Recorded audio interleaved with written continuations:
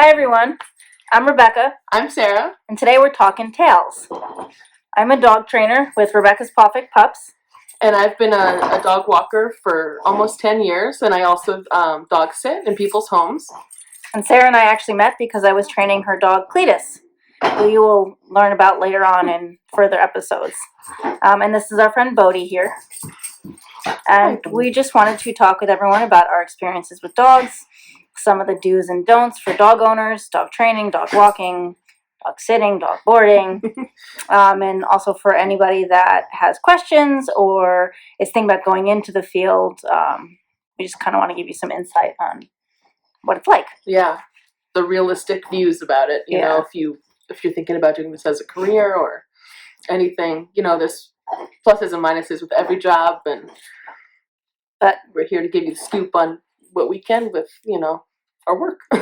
And there might be some interruptions because let's face it, we work with dogs. And we're dog boarding right now. Yeah, there's 3 dogs here and 1 more coming. So pardon the interruptions, but they're all really cute, like this guy here. So I guess today I kind of dive in on, some of the, I guess, more frustrating parts of our job. Yeah. For example, when we have clients who maybe don't understand the ins and outs of what it takes to truly train a dog and to keep up with it, and how to interact with dog walkers, and when it's kind of crossing the line of, okay, well, this is your dog, you need to take care of it. Mm-hmm. So I don't know if you want to maybe we start talking about that a little bit, because I know dog walking is a big thing, and a lot of people turn to dog walkers instead of walking their own pets. Yeah, that could be. I mean, I obviously am grateful for the work that I get, and I love every dog like they're my own. It's kind of like relating us to like babysitters. Like sometimes the babysitters have such a close bond with the children that it's hard to separate, yours from theirs, and the dogs feel the same way. They get attached to us just like they're attached to their owners in different ways, and it's we both had kind of non-compliant owners that make the job really difficult, unfortunately. And sometimes you need to learn when to walk away or stand your ground, and it's harder, but sometimes you have to be the bigger person when the situation isn't right. Rebecca speaks about having to train the owners to train their dogs. Like, there's some bad, some really bad experiences we've had. What would be, so if you were to say, this is it, this is my last straw, what would that last straw look like? Similar for what you do, I guess, a client that never wants to walk their dog, that wants to contact me more than my scheduled walks. I mainly do lunch walks, on the weekdays. That's kind of my primary work schedule. If I'm available on the weekends or an evening walk, I'll choose to do that too if I'm contacted for that, but that's kind of extra.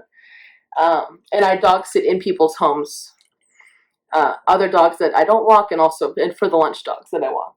And I don't know, sometimes there have been clients I've had who expect more and, are not respectful about it, or don't give me notice about anything. That's a real pain. It's just all about respect. We're our own businesses, and we need to be treated as such. You can't just walk into a storefront and demand, I need my curtains painted this afternoon, or my walls done, at 3 this evening. It's the only time I'm available. It's like, well, okay, we need to work together. We need to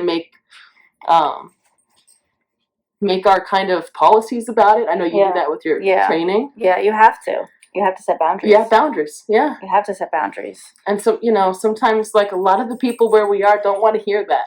They don't know what it's like to say no, say no to them, and they don't like it.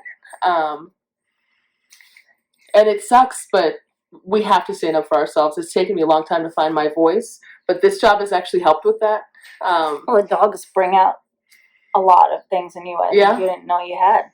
Yeah. A lot of emotions go into it for us. Yeah. A lot of people don't realize that. A lot of people think that dog walking, dog work is not even a real job, you know. I've gotten a lot of shit for what I do. Me too. A lot of people think you work with dogs. It's not hard. It's not stressful. Yeah. That is a crock of crap because it is so They're stressful. just like toddlers. I mean, sometimes worse because toddlers, some understand what you're saying. Dogs only understand a certain amount of words. At least with kids, there's a nap time or some schedule. You know, with puppies, it's not always the case. No. They, you know, in your place or in a different environment, they might be freaked out. They might, you know, they're not comfortable.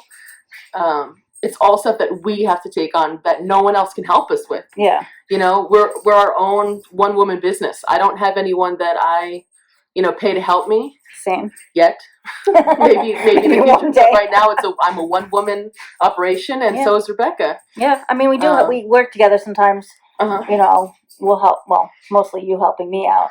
Yeah, she's a little bigger, more clientele. Yeah. Well, it's only because, you know, sometimes I need help with walks and boarding. You know, boarding. Yeah. Because it's just me doing the walks and everything. So it's good to have someone that you can rely on. Absolutely. This is definitely a business where you have to say yes to help, and you know, you have to take help where you can.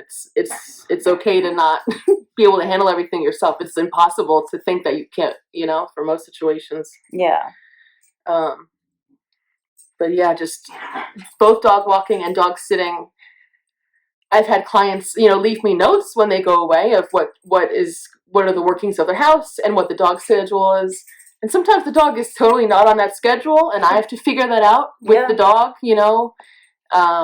Sometimes they do what the owners have told them not to do. I mean, it's we're the parent in this situation, you know. And we have to make sure the dog's safe, the dog's okay, the dog's fed, the dog's going to the bathroom as much as it should. And with dogs that are unruly or, you know, struggling with their schedule, it's really tough. And I've had people be wrong about their own schedule, their own house, and it's baffling to me how you don't know how to even treat a dog. Nonetheless, like, create a proper schedule and tell me that schedule and expect me to follow it. Yeah, it's almost like they're trying to make you get the dog on a schedule. Yeah, which is never going to work because unless they're doing it, what is the point? And as far as business, I mean, there's no money in the world that could make me be that person for the dog. No, I mean, because you're not. We never adopted these dogs, you know. I mean, we fall in love with them sometimes, but they're obviously not our dogs, and we have to draw the line. Yeah, especially with a dog walker because you're there every day. Yeah, you see the dogs sometimes more than their owners do. You know, I have to deal with stuff I don't like. You know how I wouldn't treat my own dog with the owners. I come there and there's, you know, no water in their water bowls, and that really irks me. I make sure it's always filled when I'm there. I mean, some of the cases border on dog abuse, you know, and neglect, and those are the hardest. Those are, as far as walking goes, that's what really sucks on a day-to-day basis.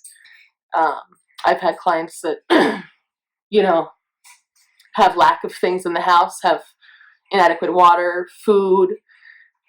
It's just not okay. You know, if I know a dog is being underfed, I'll treat it a lot, you know, but not too much because then they'll have diarrhea because their stomach's not used to that. Yeah. It's really tough to make sure everyone's okay.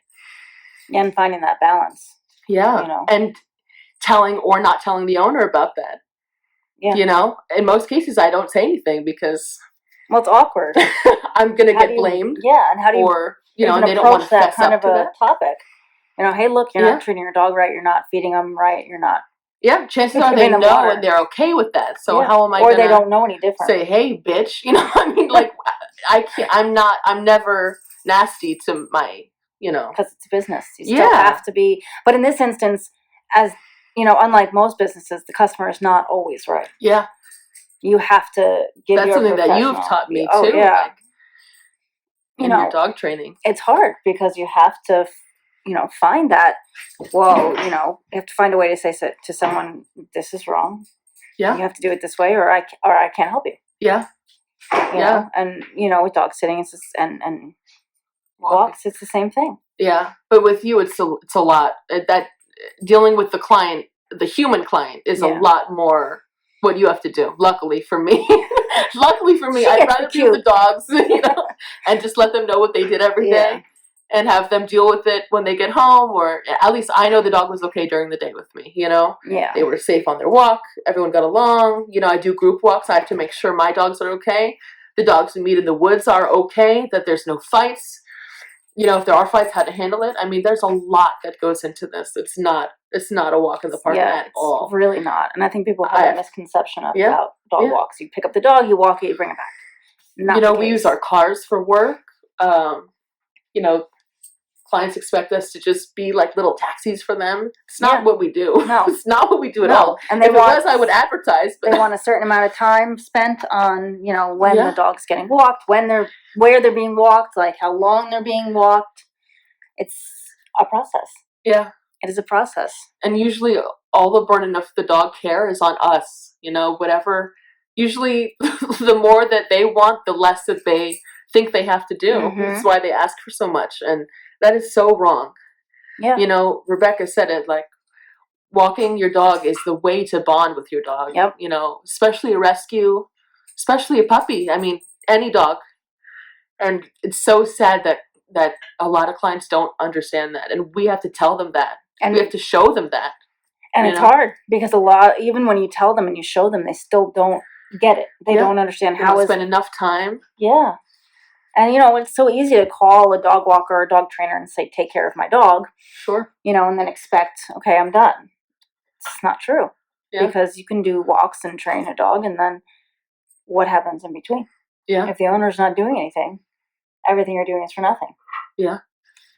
Okay, guys. Well, that was our first segment. We just wanted to really introduce ourselves to you guys this first video. This is going to be our new channel. Going forward, we're going to talk about tips and tricks about our businesses. Some stuff we've been going through, situations. And yeah. We'll probably the good and the bad, yeah.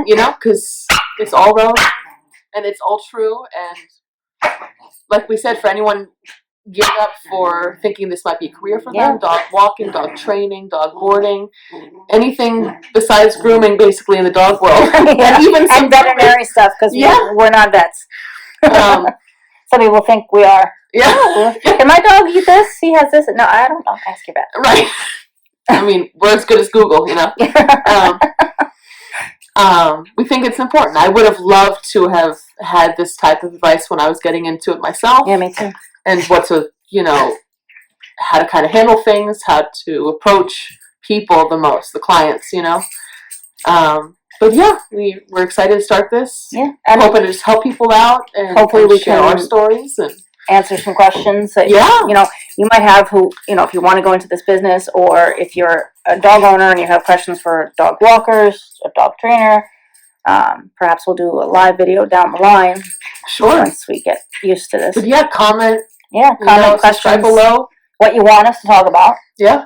And subscribe to our channel, and we'll have lots of dogs for you to see and, meet and yell at with us, because they're chewing on my sweater right now. All part of the dog world. So we look forward to speaking to you guys again soon. Take care, everybody. Bye.